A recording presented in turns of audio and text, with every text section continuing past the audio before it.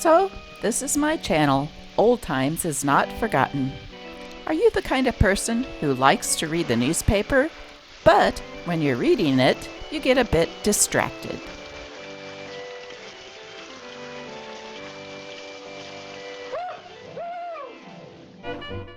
Let me read the newspaper to you.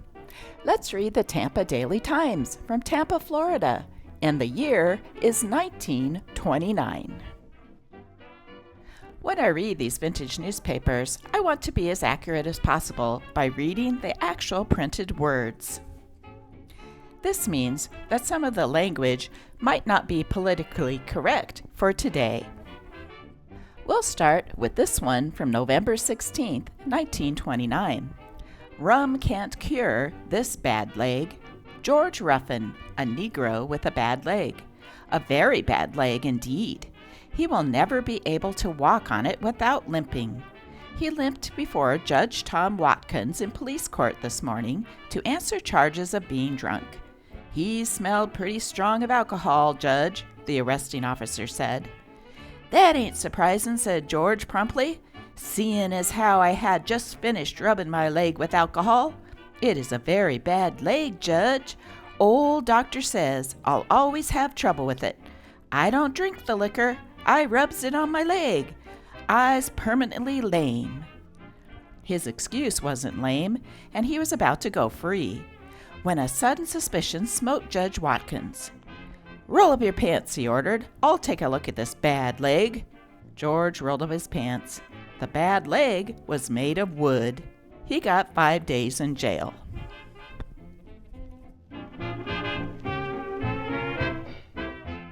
Gold diggers get into action. They'll steal the gold right out of your teeth. At least they'll steal the gold right out of the dentist's office, if given the opportunity.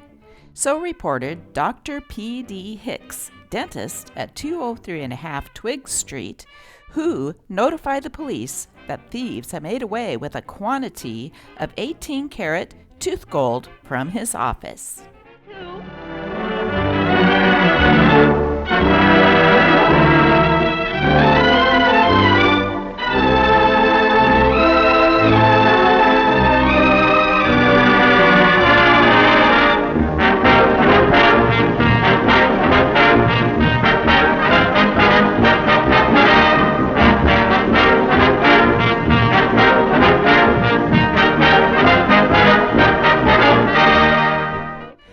Drunk drove too slow for cop to check. How fast was he driving? Asked Judge Watkins in police court today. He was asking E.R. Strom of St. Petersburg, who had been arrested by Officer Whitworth for driving while drunk. I don't know, Judge, answered the officer. I couldn't even check him with my machine. Too fast, eh? No, too slow, Judge. And it was the truth. Strom had been driving less than 3 miles an hour. The officer's motorcycle wouldn't go slower than that. Strom locked up, failed to sober up during the night, and was still tipsy when he faced the judge for his $100 fine. Without the money, he was sent to the stockade. This one's different. Then the broom backfired. Precaution against fire is a good rule to follow. But the policy started a fire in a Plant City home last Wednesday. Before Mrs. John A. Coleman left her home, she carefully swept the embers back off the fire hearth to be sure there would be no possibility of fire. After she had gone, hot coals lodged in the broom, burst into flames, and started a blaze.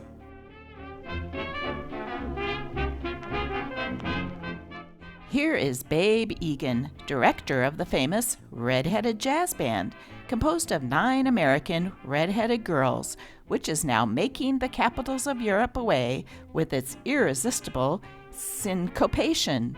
Babe's home is in Seattle, Washington, when she isn't jumping about the globe with her fair jazzikins.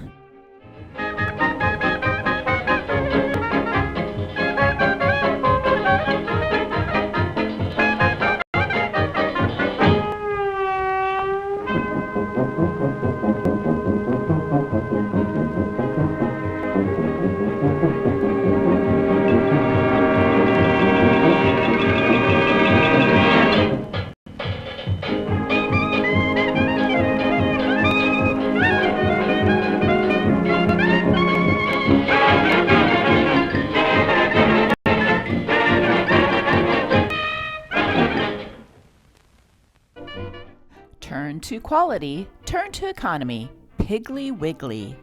Butter, 43 cents per pound. Senate coffee, none better, 45 cents per pound. Sugar, 5 pounds for 27 cents. December 18, 1929. This little pig went to Tampa, and he promptly captivated 3 members of the Junior League. The clown is Charles W. Sells, a leading fun maker of the Ringling Brothers and Barnum and Bailey Circus, who brought his trained pet to Tampa to assist in the Marcela Gomez American Legion post-building fundraiser in Yuba City Monday. Cows Lead Way to Nowhere, December 9, 1929. After the tragic moment with death cheated by a hair, the comedy relief pilot Leonard Carruthers, who with his co-pilot Bob Schrock escaped from the crash of the sealed suite of Florida yesterday, told it on Schlock this morning. There we were, he said, out in the middle of nowhere, and the problem was to get somewhere. We hadn't seen a road or a house before the crash, and all we could see around us were trees, palmetto scrub, and some cows. The cows gave Schrock his great idea. We'll drive 'em, he said, and they'll go home, and we'll follow them to where they live. Sure, I said, and they'll take us to China. Can't you see those cows are range cattle? They've got brands on them. They haven't got any home. But Schrock thought he knew, and we chased those cows 2 miles, in fact, all the way around to where we started from. So I told Schrock, if you want to keep on following Suki, that's up to you. I'm headed straight off here. Maybe we can find a crow and chase him to the crow flies. Schrock, said Carruthers, left the cows very reluctantly. He was beginning to have an affection for them. They walked 2 hours as the crow would fly and came to a settler who showed them the way to the road. If we'd gone on as the cow flies, said Carruthers, we'd be eating beef this morning in the Everglades. In America in 1929, everybody had a radio. It's where they got their information and their music. I didn't know this could happen. Aurora Borealis and static. This is the time of the year when the Aurora Borealis plays havoc in the radio world. Stations heard clearly recently have been hard to get for the past few days, and their programs have been filled with static during the past few nights.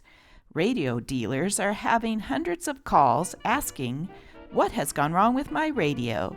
The answer is Aurora Borealis, a luminous phenomenon supposedly of electrical origin, which is properly known as the Northern Lights. These lights, seldom seen in the south, are felt, however. They appear in the Arctic regions in streamers, ascending often in fan shape from a dusky line a few degrees above the northern horizon. The Aurora Borealis makes its annual appearance sometime during December or January and lasts from 2 days to a week or 10 days. Speaking of radios, here's an advertisement for the new 1930s radios. Tone, reception, selectivity, distance never before attained by machine sold at a comparable price. 8 tubes, 4 of them screen grid. $129. Brunswick, makers of fine musical instruments for 2 decades. Here's a picture of Mabel Normand. Los Angeles, December 18, 1929. Mabel Normand, once one of the screen's most prominent actresses, is slightly improved, her physician, Dr. Francis M. Pottinger, said today, but her condition is still serious. Miss Normand has been making a desperate fight against tuberculosis at a sanitarium in Monrovia, California, near here, for several months. Miss Normand is the wife of Lou Cody, film actor.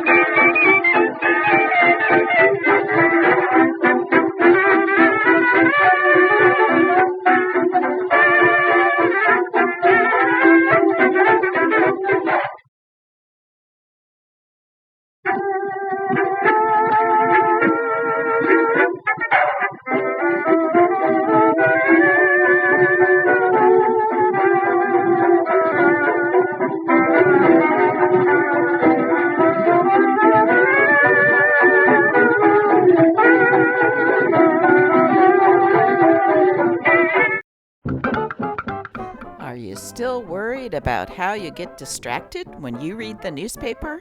Well, don't you worry. I'll be back with another video to read a vintage newspaper to you.